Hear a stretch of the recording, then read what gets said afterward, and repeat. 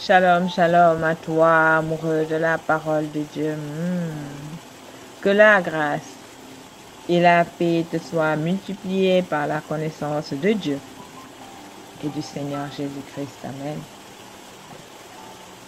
Que du haut de son trône, notre Dieu ne se lasse jamais d'éclairer ta route tous les jours de ta vie.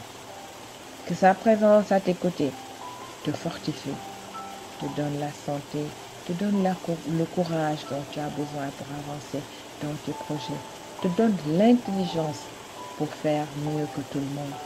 Amen. Afin que tu sois toujours premier. Alléluia. Alors aujourd'hui, à toi qui aimes la parole de Dieu, je viens te parler d'un grand homme des Saintes Écritures. Son nom était Saül. C'était un homme du pays de Benjamin que Dieu avait choisi pour en faire un roi. Pas n'importe quel roi, un roi d'Israël. La Bible dit dans 1 Samuel 9, au verset 2, qu'il était beau, il était jeune, plus beau qu'aucun des enfants d'Israël, et les dépassant tous de la tête. Quelle prestance! Après avoir parcouru le pays de Benjamin avec son serviteur, sans trouver les ânettes de son père, Saül décida avec son serviteur d'aller voir le voyant Samuel.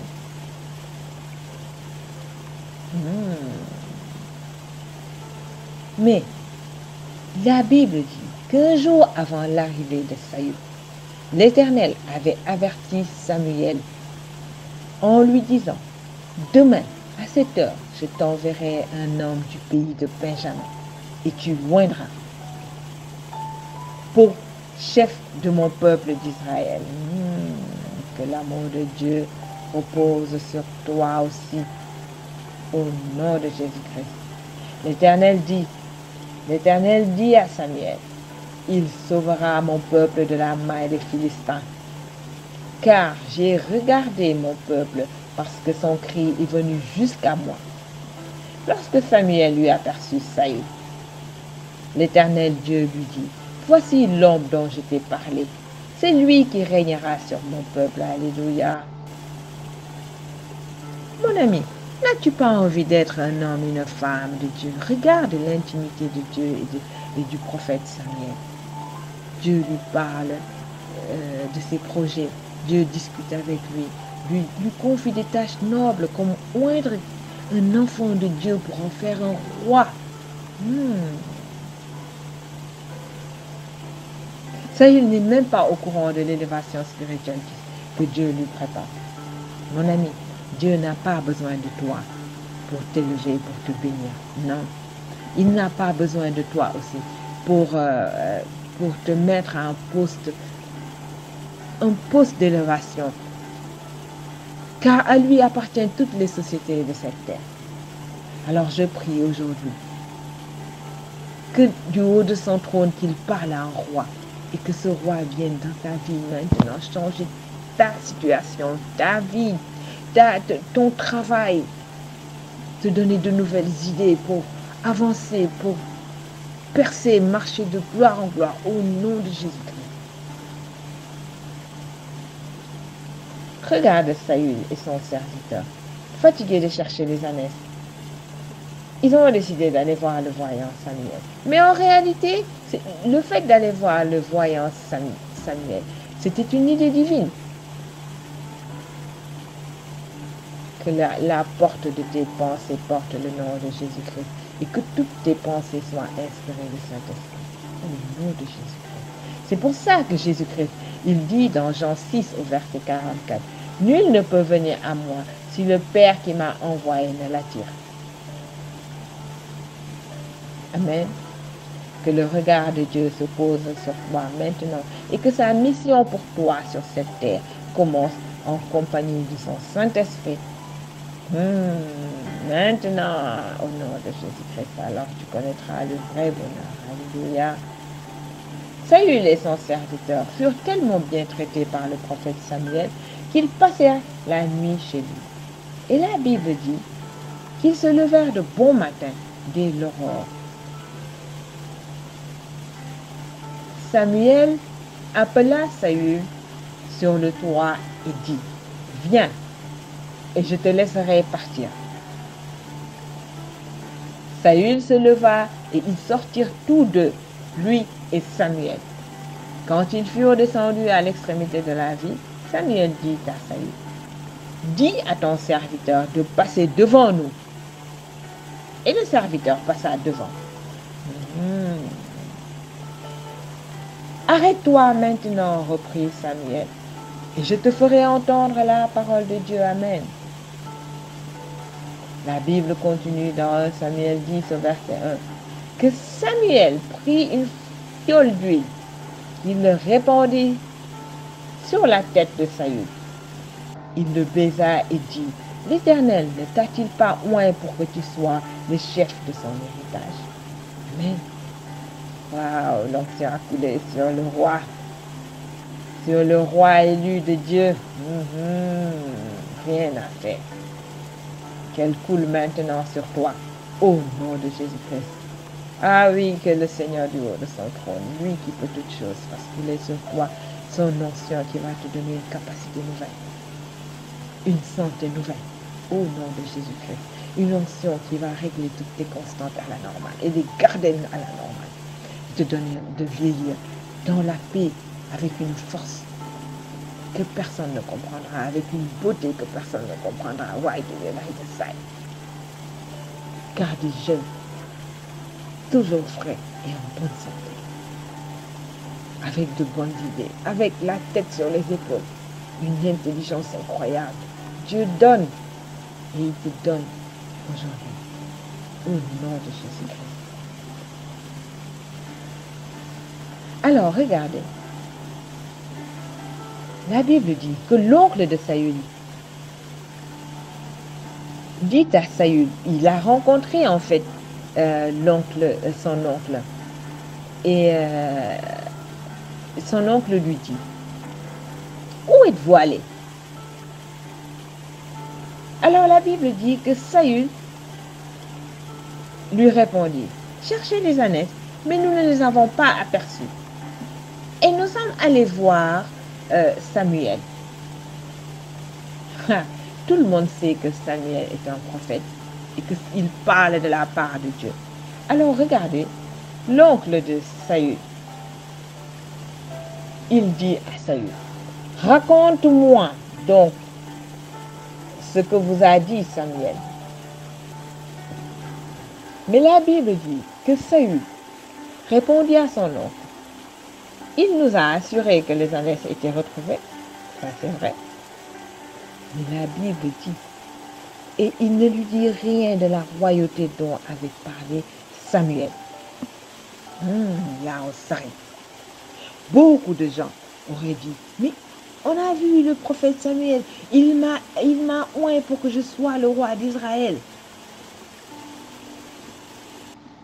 Mais la Bible dit, il ne lui dit rien de la royauté dont il avait parlé avec Samuel. Mon ami, nous devons faire très attention à ce qu'on raconte, à qui on le raconte. Il y a des gens, s'ils sont au courant de la grâce que tu as reçue, tu ne verras jamais cette grâce dans ta vie. Mais parfois, tu vas dans un groupe de prière et on annonce sur ta vie que tu verras telle et telle chose. Tu auras un enfant. Tu auras telle promotion. Et tu n'as même pas encore vu ce qu'on a dit, que tu es déjà en train d'en parler à Jean et à Paul. Connais-tu la capacité de Jean et de Paul à faire le mal, à fermer une porte que Dieu a ouverte? La Bible ne dit pas que c'est un ami que Saül a rencontré, ni une connaissance, c'est son oncle. Et pourtant, il ne lui dit rien de la royauté dont il avait parlé avec Samuel. Tu es jeune, tu viens de rencontrer un jeune homme. Dieu vous a béni. Et il parle déjà de mariage. Vos photos sont déjà sur Facebook. Et tout à coup, l'homme ne parle plus de mariage. Quelqu'un a fermé la porte du mariage devant vous. Et pire, vous passez tout votre temps à vous disputer. Il ne parle plus que de se séparer avec toi. Mon ami, tu dois faire attention à qui tu parles et de quoi tu parles. Amen. Ton patron t'a annoncé une nouvelle promotion qu'il va te donner. Tu n'as pas encore vu le papier, la lettre qui confirme cette promotion. Et déjà, tout le monde est au courant. Alors, tu attends ce papier. Tu attends ce papier. Les années passent, tu ne vois jamais ce papier. Quelqu'un a fermé cette porte. Tu es une jeune mariée. Tu as des problèmes dans ton foyer. Toute la ville est au courant. Toutes tes copines sont au courant. Tes copines ne sont pas mariées. Tu leur racontes tes problèmes. Alors tu t'étonnes de divorcer et que ces copines-là viennent s'asseoir dans ton foyer. Mes amis, tu dois faire attention à qui tu parles.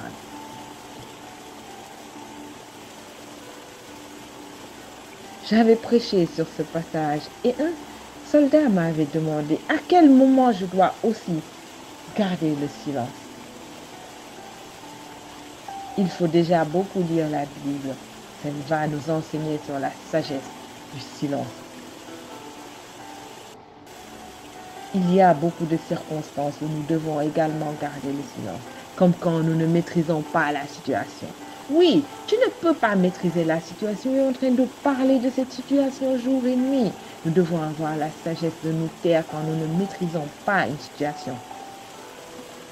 Quand nous sommes en colère, ce n'est pas le moment de parler, car nous pouvons dire des choses que nous regrettons après. Quand tout le monde s'est levé pour parler mal de nous, c'est le moment de se taire et de laisser le Saint-Esprit œuvrer. Quand quelqu'un t'a confié un secret, c'est le moment de garder le silence. Quand l'ennemi est acharné contre toi, ce n'est pas le moment de parler, c'est le moment de prier, de demander à Dieu de combattre pour toi. Toi, tu ne sais pas te battre. Amen.